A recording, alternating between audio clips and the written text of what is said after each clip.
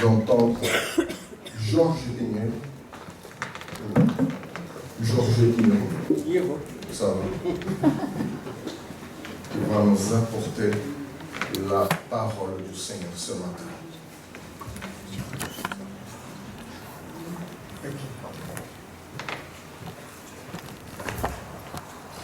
Que la grâce et la paix soient avec tous.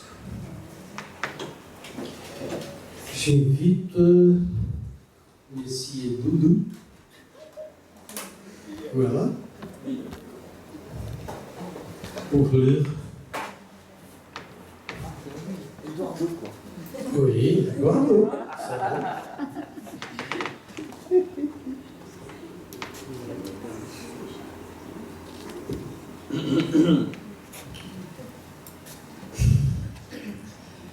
Et quand les jours de leur purification furent accomplis, selon la loi de Moïse, Joseph et Marie le portèrent à Jérusalem pour le présenter au Seigneur, suivant ce qui est écrit dans la loi du Seigneur. Tout mâle premier-né sera consacré au Seigneur, et pour offrir en sacrifice 2 tourterelles ou 2 jeunes pigeons, comme cela est prescrit dans la loi du Seigneur. Et voici, il y avait à Jérusalem un homme appelé Siméon. Cet homme était juste et pieux, il attendait la consolation d'Israël, et l'Esprit Saint était sur lui. Il avait été divinement averti par le Saint-Esprit qu'il ne mourrait point avant d'avoir vu le Christ du Seigneur. Il va au temple, poussé par l'Esprit. Et comme les parents apportaient le petit enfant Jésus pour accomplir à son égard ce qu'ordonnait la loi, il le reçut dans ses bras, bénit Dieu et dit : Maintenant, Seigneur, tu laisses ton serviteur s'en aller en paix, selon ta parole. Car mes yeux ont vu ton salut que tu as préparé devant tous les peuples, lumière pour éclairer les nations et gloire d'Israël, ton peuple. Amen. Merci, Eduardo.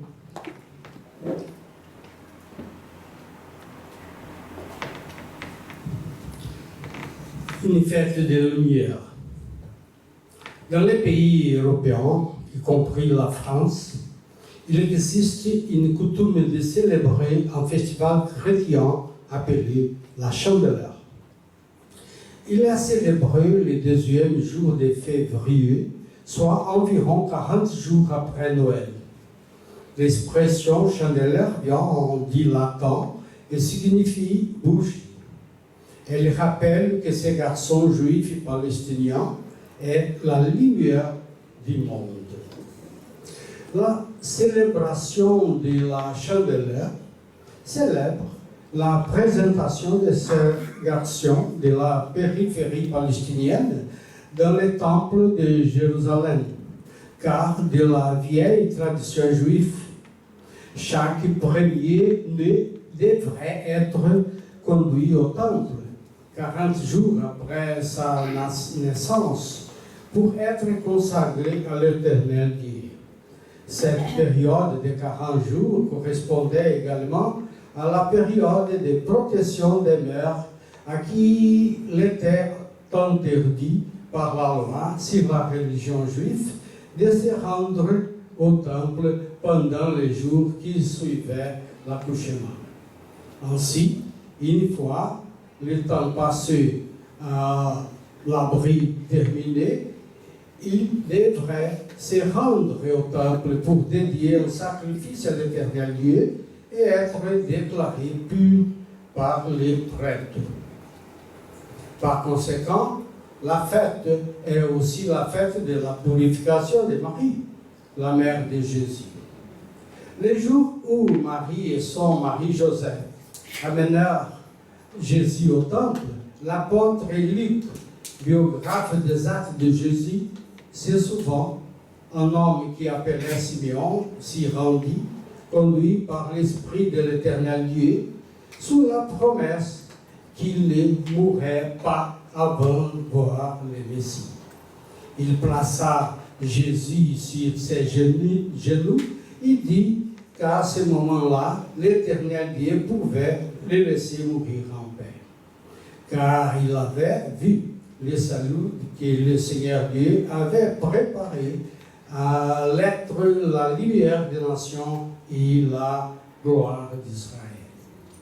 C'est la fête de la Chandeleur, célébrée avec des bonbons et des crêpes, et même contre les traditions religieuses, nous inspire pas à la lueur des bougies de la Chandeleur, mais à la lumière du garçon qui est devenu le rabbin de la périphérie palestinienne et que nous appelions les maîtres Jésus, les Messie.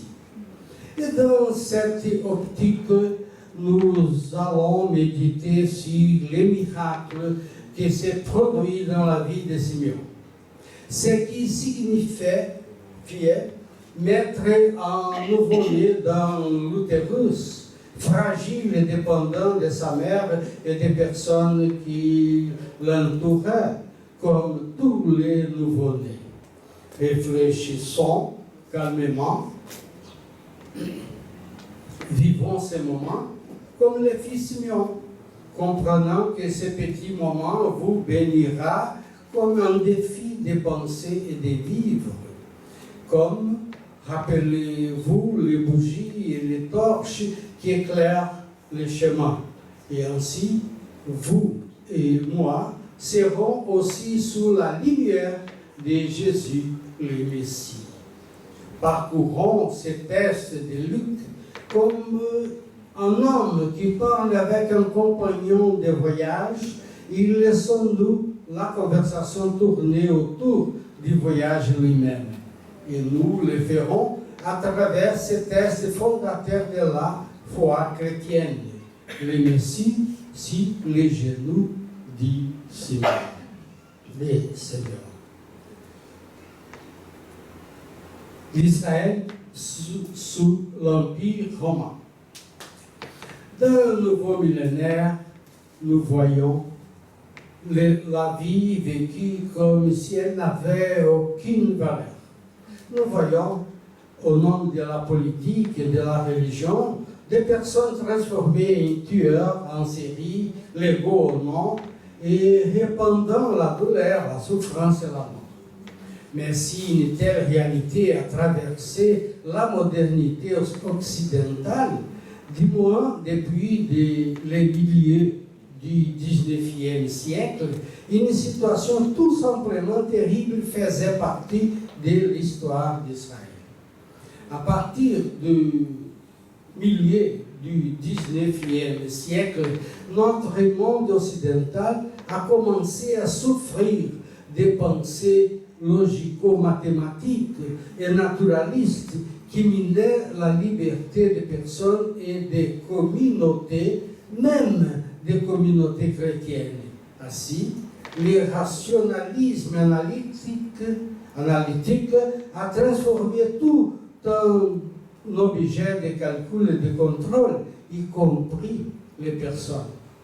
De la même manière, l'humanisme sécularisé séparait les peuples et le monde du mystère suprême de l'existence, du Créateur et de son Messie. C'est-à-dire que la pensée logique et naturaliste, ainsi que l'humanisme sécularisé, ont construit un nouveau monde plein de biotechnologie, mais inhumain et sans âme.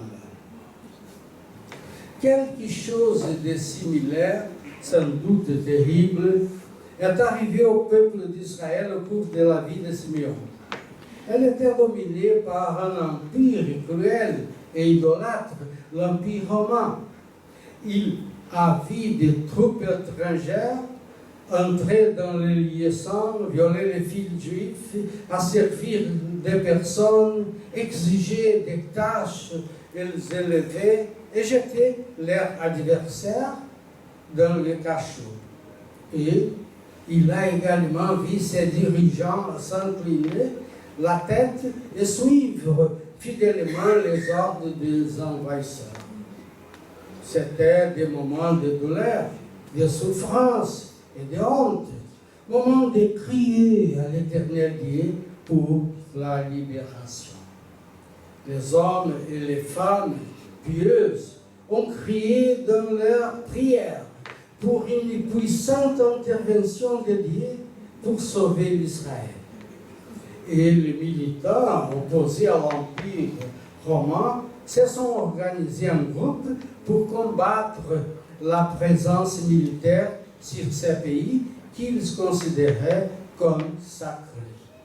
Les prières des pieux et l'exercice militante, parfois violente, n'étaient pas gratuites, ni les produits d'un simple désir, mais elles étaient enracinées dans les tissus historiques du mouvement prophétique.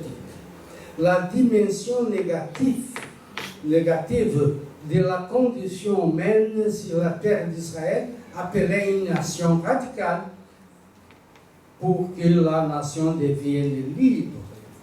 Ainsi, ce climat était tendu et la situation évoluait vers une guerre de libération.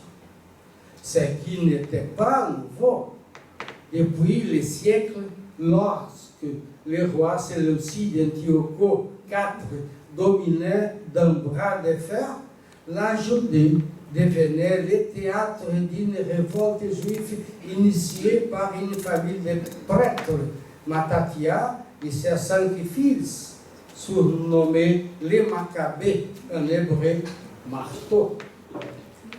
Ils se sont battus pour la liberté d'adorer l'Éternel Dieu conformément aux lois et aux traditions du judaïsme, face à une entreprise exacerbée par les rois.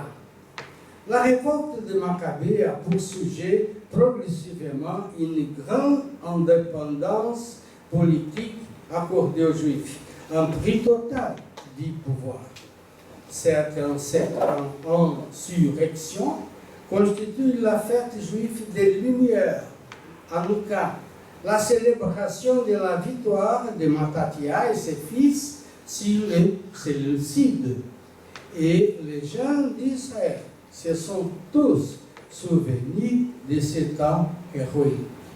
Mais, à côté des souvenirs de ces luttes nationales historiques, les promesses de l'arrivée du Messie ont réchauffé le cœur. Et un vieillard, déjà brisé par les années, se repose sur une promesse. Isaïe 9, verset 5. Car un enfant nous est né, un fils nous est donné, et la domination repose sur son épaule. Si l'appellera admirable, conseiller, Dieu puissant, Père éternel, Prince de la paix. Les récits bibliques décrivent Siméon comme un homme juste Dieu, qui assistait à la consolation d'Israël et qui avait l'Esprit Saint sur lui. Toujours dans les récits de Luc, Siméon avait été averti par Dieu qu'il n'avait jamais vu auparavant. Siméon est venu au temple de Jérusalem pour annoncer à Joseph et Marie que leur petit-fils est la lumière des nations. Sa prophétie fait d'abord une allusion au récit de la Passion. Parlant à Marie, il lui annonce qu'ils seront transpercés par une épée au pied de la croix. Suivant, s'il vous plaît. Un prophète inconnu. Le temps des prophètes était achevé depuis longtemps, au temps des événements relatés, mais rien n'est jamais terminé quand il s'agit de la révélation de Dieu. Venu du fin fond des âges des vieillards, Simeon et Anna, d'une fidélité irréprochable, prophète inconnu jusqu'alors, s'avance sur la scène de l'histoire pour saluer un temps nouveau.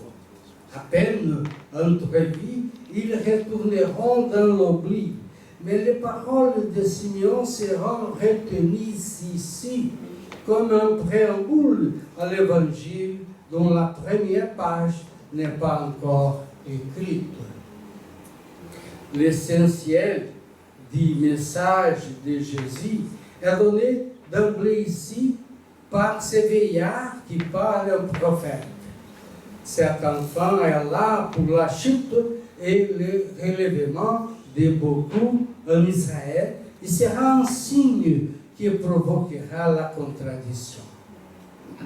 En une formule lapidaire, il résume tout l'évangile qui n'a pas encore été prononcé. Désormais, aucun homme ne pourra tomber sans que son redressement ne soit pas une priorité pour Dieu. Notre vie souffre donc si la promesse que Dieu mettra tout en œuvre pour nous sortir d'affaires en cas de chute. Mais les hommes répondront-ils à sa mobilisation? On oublie bien souvent cet épisode qui passe presque inaperçu dans la Bible. Mais c'est parce que l'événement est discret qu'il faut insister dessus.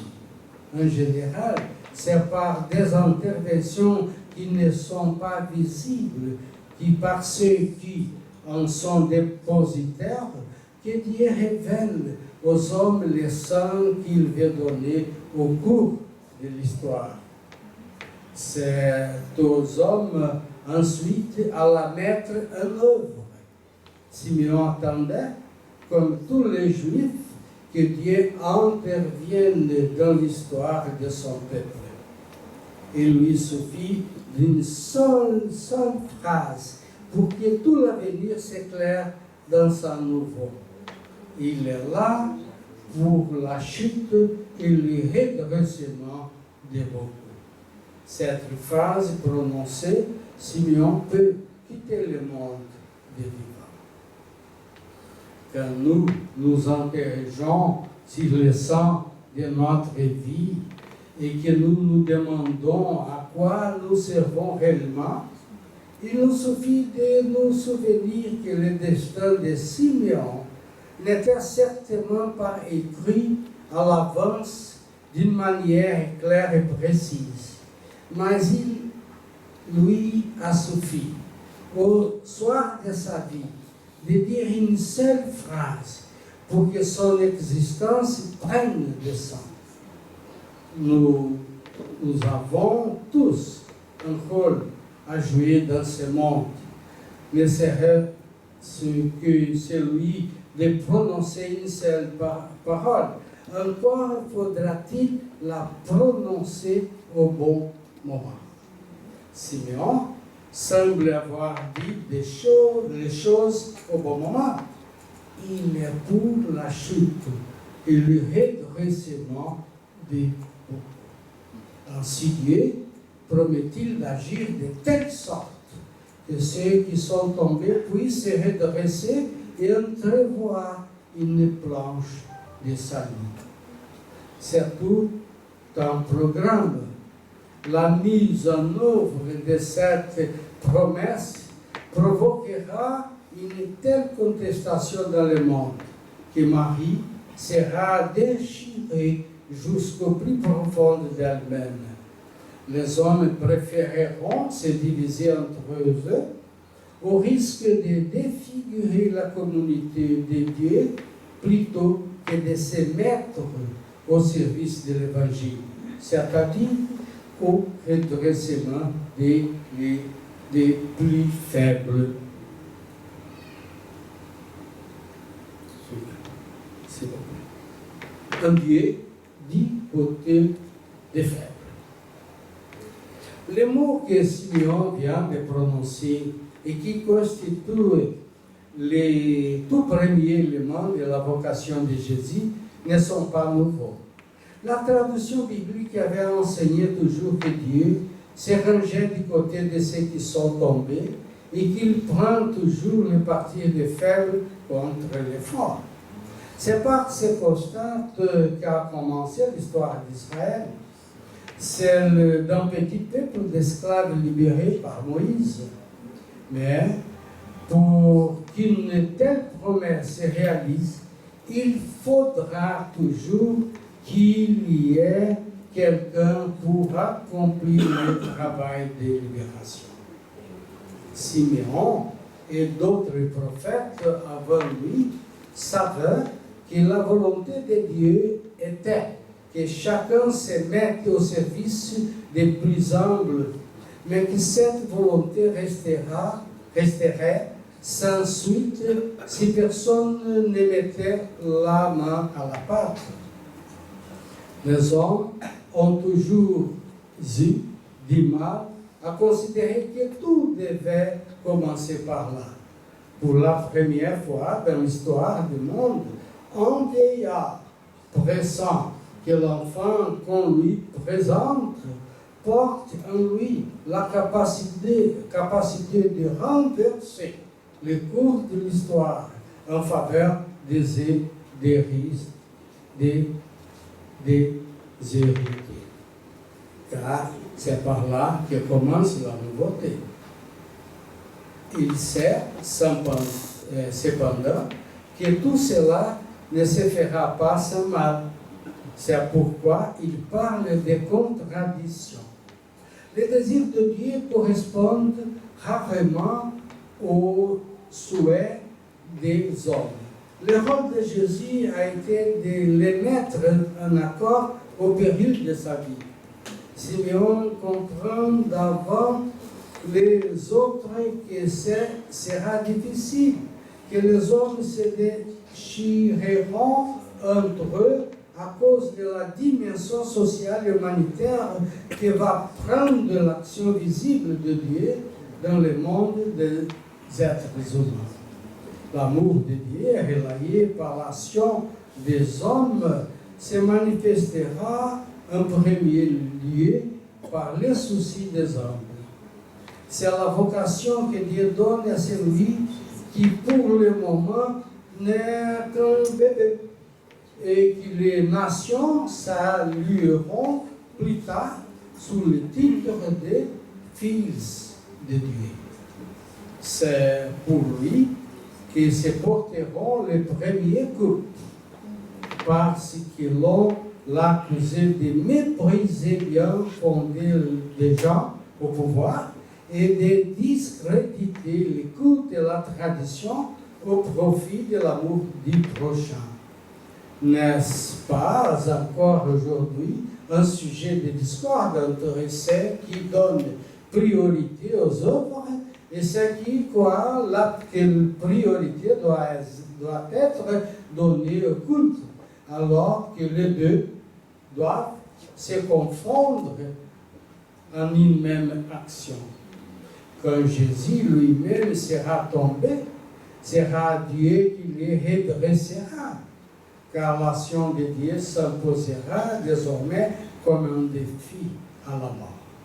Mais cela ne s'imposera pas sans mal. Si Simeon continue sa prophétie en disant à Marie qu'elle sera divisée jusqu'au plus profond de son âme, c'est parce que les hommes eux-mêmes préféreront se diviser entre eux, diviser leur héritage spirituel, diviser l'Église, plutôt que de répondre à cette vocation de charité qui doit régénérer le monde en faisant de tous les hommes nos prochains, même ceux qui ne pensent pas comme nous.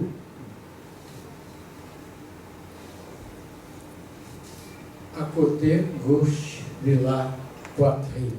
C'est la conclusion. Comme a dit un poète brésilien, Milton Nascimento, un ami est quelque chose à garder. C'est le côté gauche de la poitrine, même si le temps et la distance disent non, même en oubliant la chanson. Ce qui compte, c'est d'écouter la voix qui vient du cœur. Mais pour se mettre à leur service, encore faut-il que nous ayons expérimenté en nous-mêmes cette transformation que Jésus peut entreprendre. Il s'agit de nos propres expériences que nous aussi avons éprouvé le besoin d'être secourus dans nos difficultés. Je pense à ceux qui ne sont en désaccord avec eux-mêmes, à ceux qui sont tiraillés entre les exigences du moment et celles de leur foi. Je pense à ceux qui ne savent pas trouver le sens de leur vie et qui ne sont pas satisfaits du coup qui prennent les choses dans leur existence. Je pense aussi à ceux qui se fourvoyant parce qu'ils font semblant de croire qu'une vie réussie est une vie couronnée d'honneur et de privilèges et qui considèrent que la réussite sociale est un cadeau du ciel, sinon de Dieu, à tous. Jésus promet de les aider à jeter un autre regard sur leur vie qui les transformera et qui les rendra aptes au service des autres. C'est pour tous cela aussi que Jésus reçoit vocation d'intervenir dans la vie. Il est capable de mettre des baumes sur les parties douloureuses et il ouvre devant les pas de chacun une perspective d'espérance. En tout temps, prenez donc le temps de laisser Jésus naître dans vos âmes. Ouvrez-lui votre cœur pour qu'il s'en empare. Cela prend du temps, cela demande parfois des renoncements, cela demande que l'on se remette à prier, même si on ne sait plus le faire. Mais c'est à ce prix-là que l'Évangile manifeste sa capacité de changer les mondes. C'est alors que le mystère de la prière prendra toute sa signification et son efficacité. Elle permet de s'ouvrir au Seigneur pour qu'il prenne en charge nos chutes. C'est alors que, sans que nous nous en rendions compte, il commence à transformer notre vie et nous ressusciter. Ainsi, s'ouvre devant nous le programme d'une vie nouvelle, habitée par Jésus et joyeusement ouverte aux autres et à Dieu. Et pour ça, nous pouvons dire, comme le prophète Simeon, car mes yeux ont vu ton salut, salut que tu as préparé devant tous les peuples, lumière pour éclairer les nations et gloire d'Israël, ton peuple.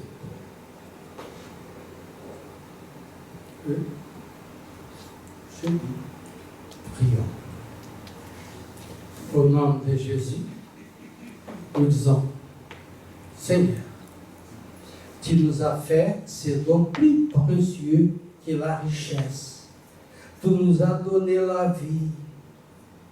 Pour ces poumons qui respirent, pour ces cœurs qui battent, pour ces regards, ces sourires, pour ces moindres gestes, les moindres pas.